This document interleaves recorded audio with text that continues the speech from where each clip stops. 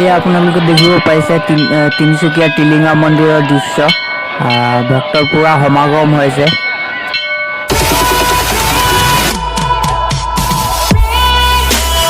Hello' guys, কি খবৰ? আশা কৰোঁ আপোনালোকৰ চবৰে ভাল নহয় জানো। তো আজি পবিত্ৰ শাওণ মাহৰ তৃতীয়টো সোমবাৰ। হিন্দু ধৰ্মাৱলম্বী লোকসকলৰ বাবে শাওণ মাহটো এটি পবিত্ৰ মাহ, কাৰণ পবিত্ৰ শাওণ মাহতে ভগৱান শিৱৰ জন্ম হয় বুলি হিন্দু ধৰ্মাৱলম্বী লোকসকলৰ এটি বিশ্বাস আছে। আৰু সেইকাৰণে যদি পবিত্ৰ শাওণ মাহত শিলা বেলপাত, ধতুৰা ফুল আৰু পানী যদি শিৱৰ চৰণত অৰ্পণ কৰা হয়, তেতিয়াহ'লে আপোনাৰ মনৰ আশা নিশ্চয় পূৰণ হ'ব। তো ব'লক গাইজ, দেৰি নকৰি আজি ভিডিঅ'টো আৰম্ভ কৰোঁ।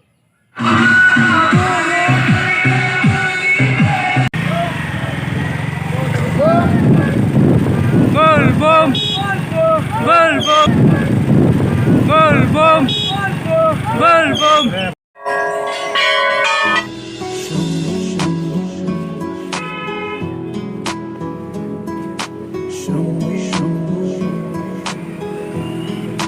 हरे हरे शंभु शंभु शंभु महादेवा शंभु।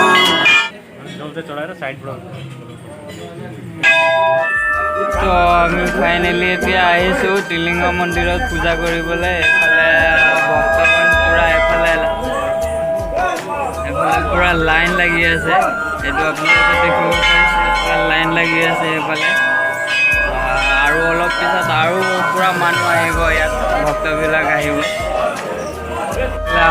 আমাৰ লগত আহিছে দিলৈ পূজা কৰি আছে, যিহেতু ইয়াত ৰছী বান্ধিলে বোলে মনৰ আশা পূৰণ হয়। এইফালে বহুতে আহে আৰু ইয়াতে ৰছী বান্ধে। এইফালে ভক্তবিলাকো আছে, ৰছী বান্ধি আছে।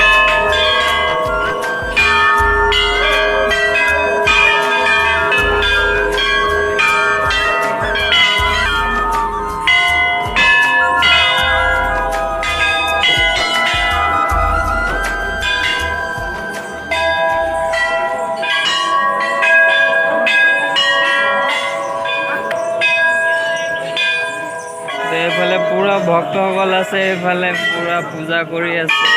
এইফালে ভক্তবিলাক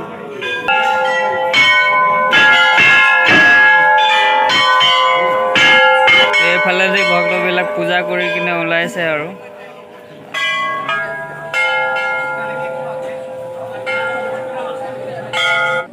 তো এইফালে আপোনালোকে দেখিব পাইছে, এইফালে ভক্তগণ পূজা কৰি আছে। এতিয়াতো বৰ্তমান খালী হৈ আছে, কিন্তু আৰু অলপ দেৰি পাছত একদম এইফালে গেটৰ সন্মুখলৈকে লাইন থাকিব। আপোনালোকক দেখুৱাবলৈ চেষ্টা কৰিম। এইটো আপোনালোকে গেটটো দেখিছেনে? গেটলৈকে লাইন থাকিব।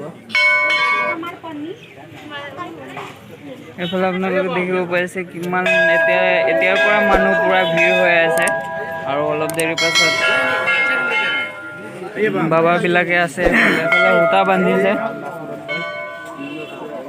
যিহেতু এইটো ৰাতিপুৱাৰ ভিডিঅ' হয়, আৰু এইটো আপোনালোকক ৰাতিৰ ক্লিপটো অলপ দেখুৱাবলৈ চেষ্টা কৰিম।